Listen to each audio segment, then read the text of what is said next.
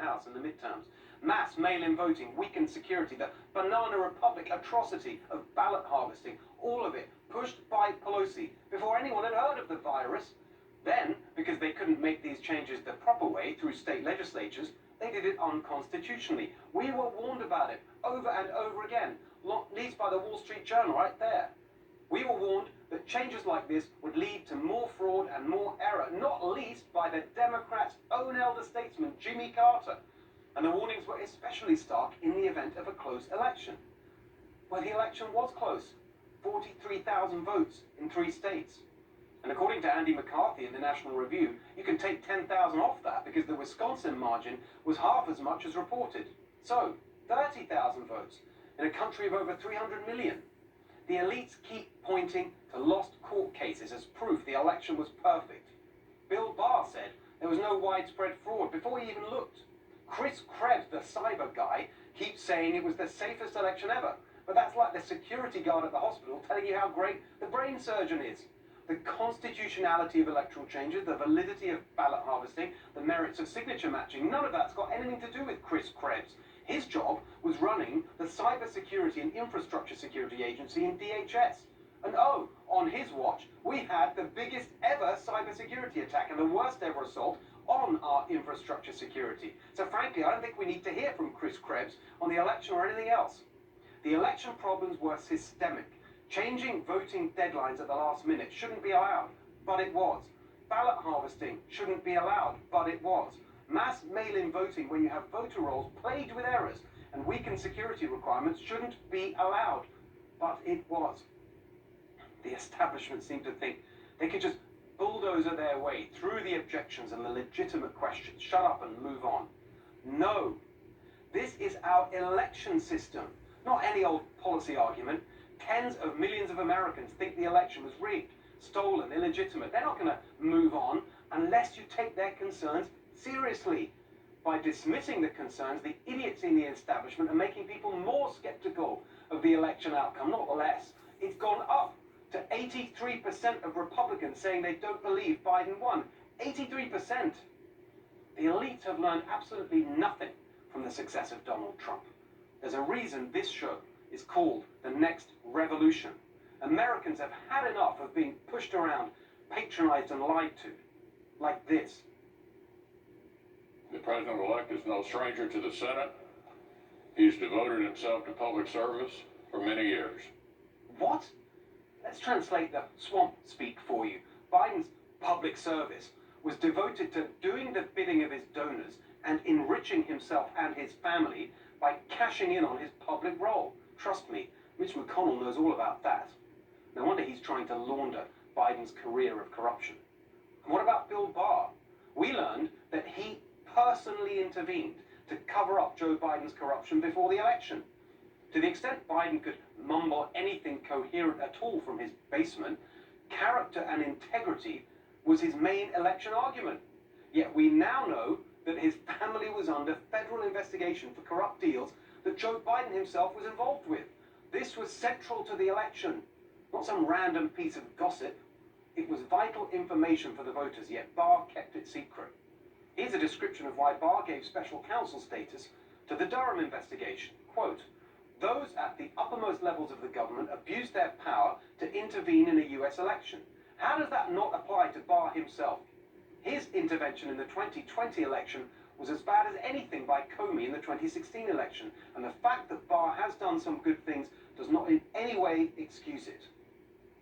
So here we are. What a complete mess the establishment has made of things. And here's what we do. We keep up the fight for election integrity. For 4 years they fought to overturn the 2016 election, and that was top-down nonsense pushed by an elitist establishment. This is a people's protest against the establishment, and it's only going to get stronger. We keep up the fight over Biden corruption. No, this is not the Hunter Biden scandal. It is the Joe Biden corruption scandal. We keep up the fight because this story reveals the sickness at the heart of our system in 2 rotten ways. It reveals how our establishment has been systemically compromised by China. And it reveals how Washington has been systemically corrupted by influence peddling and cash for access. So we need to blow this thing sky high, not just a special counsel with a wide-ranging and open brief to investigate China's infiltration of our political system. Of course we need that right now. But beyond that, we need Watergate-style Senate hearings to expose the corrupt workings of the swamp and lay the groundwork for serious anti-corruption reforms. We need to destroy the establishment before the establishment destroys America. The next revolution is just getting started. Tell me what you think at Steve Hilton X and at NextRevFNC, and share this message when we post it. Joining me now, Fox News contributor and president of Independent Women's Voice, Tammy Bruce, along with the author of The MAGA Doctrine, Turning Point USA founder, Charlie Kirk. Great to see you both. So much to get to tonight. Let's get to the news this evening. Tammy, I'll start with you. They've done a deal in Congress, the relief bill. It's all done. They're going to vote over the next 24 hours, we hear. What's your reaction? Well, we don't know the details, of course, and you phrased it perfectly, that this is like a lockdown bailout. It's funny, if they would just kind of let go of the hands around our neck and let business work and let people go back to work, they wouldn't need to be bailing out the states, especially as they enforce rules like that we know don't work. Look at the condition of California. We've been, everybody's been talking about that now for weeks, is that they were totally, mega masks, right? Lockdowns all the time, and now it's never been worse. So it makes sense, but it'll be interesting to see exactly what's in there. I have a hard time believing that there isn't any blue state bailouts that are hidden in some way, but we'll find out. So, there's going to be an effort. They're addicted to being the establishment. They're addicted to our money. And yes, they're making it be like a favor that they're sending our money back to us. But we're going to have to look at those details and see what the swamp intends. And we mean by that both Republicans and Democrats. Exactly. And I think they realize, though, that 74 million people aren't going to be going away. Exactly right. So, Charlie, your thoughts on the relief bill, the news, but also I'd like you to move on to the election and your latest thoughts on that.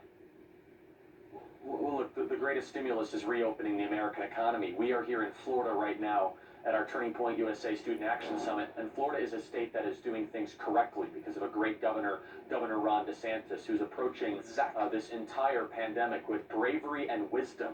And it can be done here in Florida. We have thousands of people here acting responsibly, using liberty the correct way. And if you don't feel comfortable, then don't show up.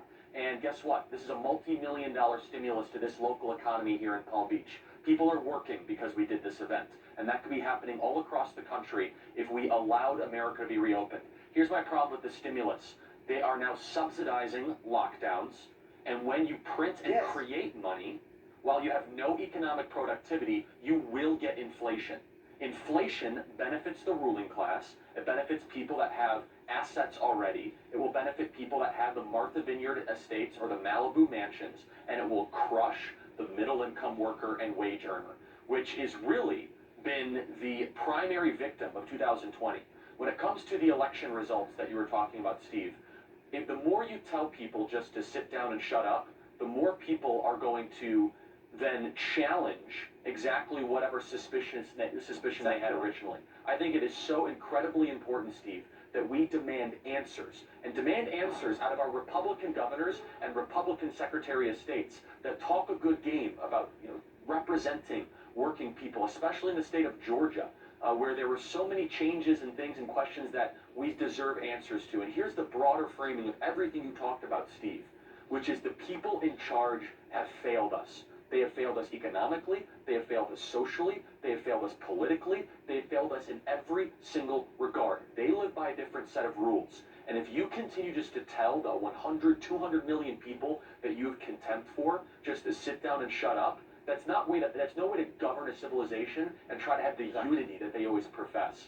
And so, Steve, I just want to compliment you on that monologue. It was terrific. There's a lot there to unpack. But really, it's about giving voice to working and normal people against the elites that have totally screwed up the situation. Exactly right. That's what connects all these stories, and we're going to get to many of them later tonight. Tammy, just hit the Biden corruption story, would you? As I say, I don't want to call it the Hunter Biden story. It's the Joe Biden corruption story. Yeah. And it gets to two fundamental problems: the of our system by China, and the corruption and the influence business, the business model of the swamp. Well, it's funny what happens, right? This corruption becomes a family business. We saw it with the Clintons. We still see it with the Clintons. We see it with the Biden family. His brother is under some investigation, of course, Hunter's issues. Joe Biden and what the Hunter Biden associate, Bob Linsky, noted was that he had met with Joe Biden. All of these things are of incredible importance, were ignored by the legacy media.